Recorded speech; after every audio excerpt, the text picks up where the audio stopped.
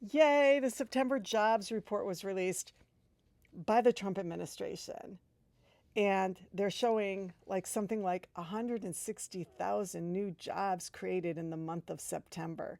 So why aren't the stock markets responding to this? Why aren't economists, why aren't they happy about this? Because it's coming from the Trump administration.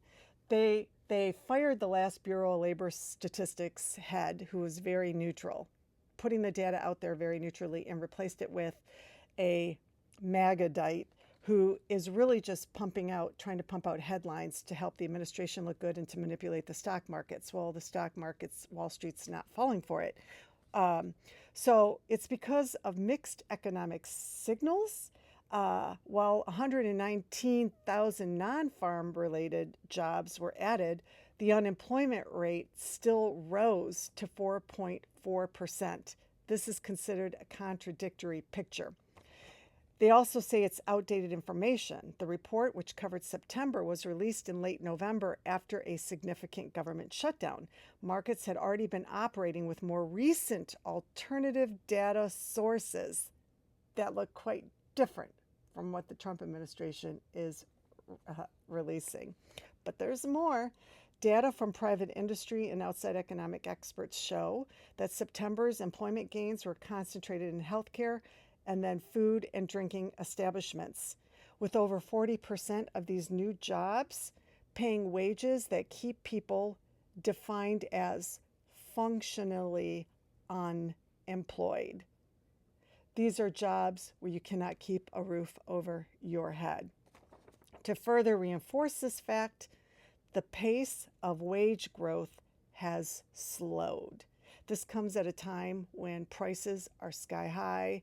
Our healthcare premiums are triple, quadruple, 5 times what they were last year, and so forth. Over the past week, Amazon, General Motors, IBM, Microsoft, Paramount, Target, and UPS have announced plans to eliminate tens of thousands of jobs. Their ranks were joined Thursday by Verizon, which announced the start of layoffs affecting $13,000, according to the internal memo. About 39,000 workers received layoff notices in October, according to data tracked by the Cleveland Federal Reserve, a number last seen only during times of crisis, which I would categorize as what we're in right now. In a separate report released this month by research firm Challenger Gray and Christmas, they counted 150,000 job cuts in the month of October. So we'll see what the Trump administration releases for the October job numbers. And then Tiffany Price, South Florida General Manager for Jobs News USA, it's a job listing service, said many companies face budget cuts and have effectively frozen hiring. And what companies are still hiring are offering lower compensation rates for more experienced workers. And so these experienced workers are having a hard time accepting having their pay slashed to barely what they were making before. So that's all behind the September's jobs report. Fake number.